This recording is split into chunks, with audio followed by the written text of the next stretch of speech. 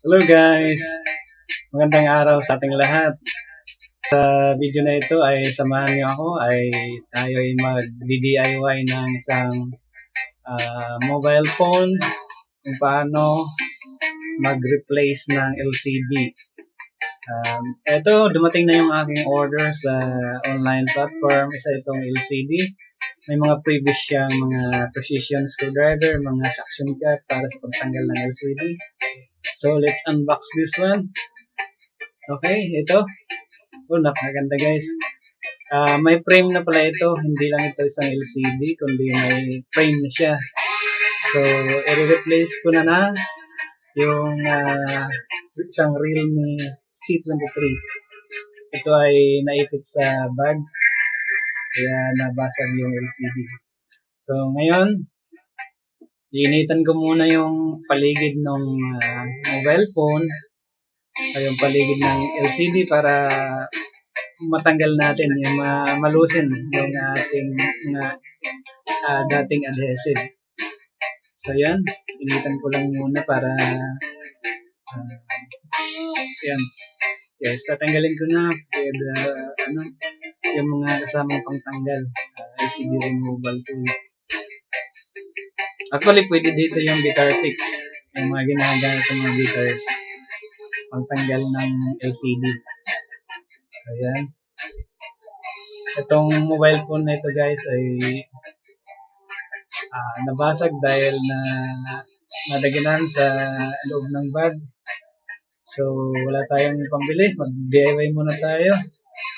So, medyo mura lang din naman kasi ito sa online, mga 800 plus shipping fee. So, hindi na mabigat kumpara kung bibili pa tayo ng bag. So, yan, napakita ko lang. Atin lang tatanggalin yung buong LCD. Basag na kasi guys, talagang hindi na magagamit ka yung gaganap ko medyo lalo nyo nang binasag para palitan na. Okay, pero okay lang yan dahil kaya natin mag-DIY. Dito papakita ko lang kung paano mag DIY ng LCD replacement. Dapat may mga gamit. May kaunting alam sa technical para magagawa ang ganito. Anyway, okay lang to kasi kayang-kaya natin gawin to. It's part of tech journey.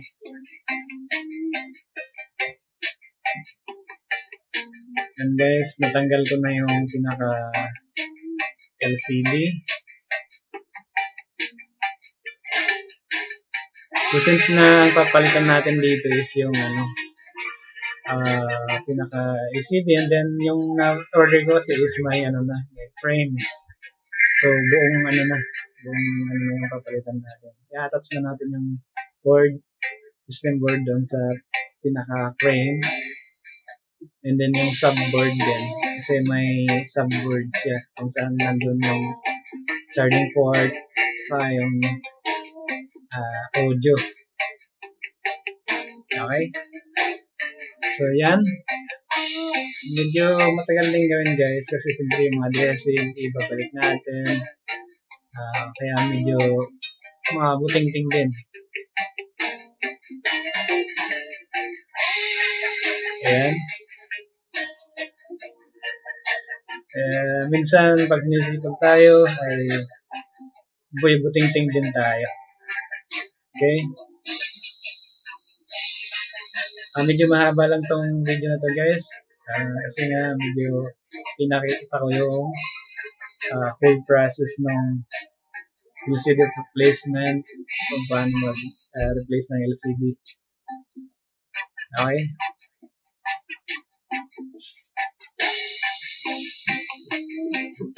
So yung pagtatanggal ng pinaka main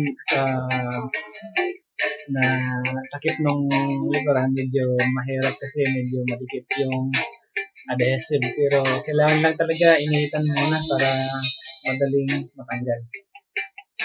So yan.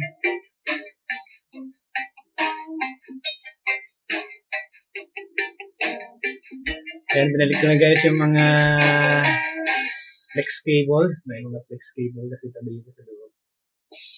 Ayan. Lagyan ko lang ng mga adhesive para ma-restore natin yung tamang pagkabit.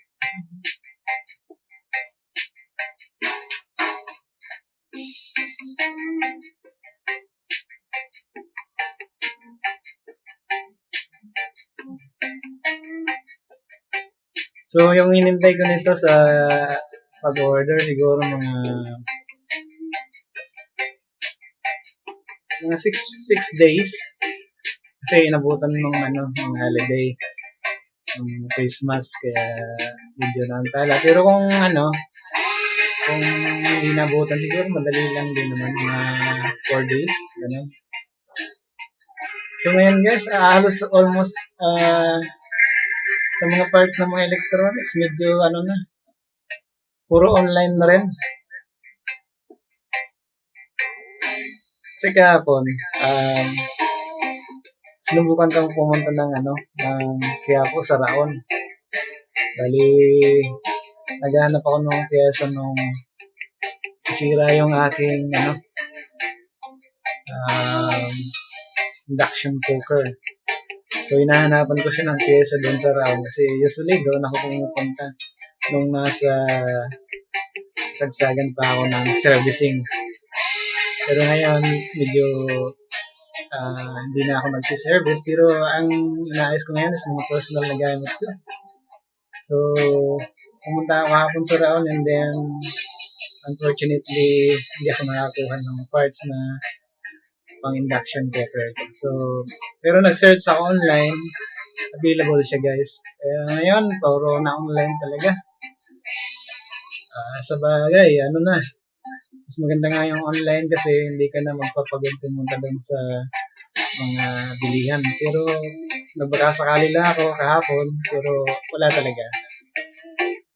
Ang mga available na lang doon sa Raon is yung mga discrete components, which is yung mga transistor, resistor, yung malalaking pyesa.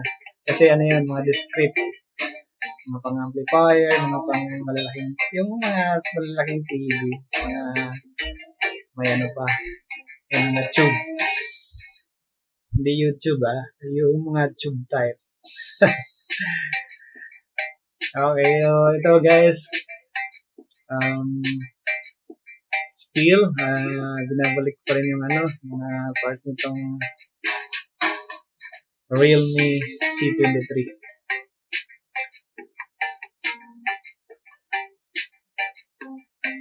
So, hopefully guys, yung pyesa na orderin ko through online ay maayos ko yung induction cooker. Actually, yun, isang standby power chip. Medyo, kasi talaga ngayon, mahirap nang mag-ayos kasi yung availability ng mga parts. Pero, online naman na. So, mas maganda nga pag online na kasi hindi ka na magpapagod pang magbiyahe. So, pag dumating yun, hopefully, may share ko kung paano mag-ayos ng induction cooker. Nasira siya September, nasira siya. Pero, bumili na ako ng panibago and then gusto ko lang ma-restore yung luma para pag nasisira, may pampalit naman. Kumbaga mahirap kasi yung mga di-kuryente kasi pag nasira siya, yun lang yung nakikita kong drawbacks sa mga di-kuryente. Kasi pag nasira, siyempre wala ka namang LPG. So, tigil yung pagluluto. Kung hindi pa siya luto, bitin. Ayun, para maayos ko yun. So, ito na guys, napalitan ko na. Nakita na natin, nag-display na yung logo ng Realme. So, successfully naman guys, na ayos natin itong mobile na ito. Napalitan na natin ng touchscreen or LCD. Okay, so ito kasi is LCD and then touchscreen. Buong pinalitan, pati nga yung frame, pinalitan ko na rin. So, napakaganda guys, napakadali lang pagpapalit ng LCD. So, salamat sa inyong panonood guys at sana ay may ano tayo, may accounting na pulot na information dito sa video na ito. Sinare ko lang ito para sa ating Facebook community. Salamat sa panonood. God bless everyone.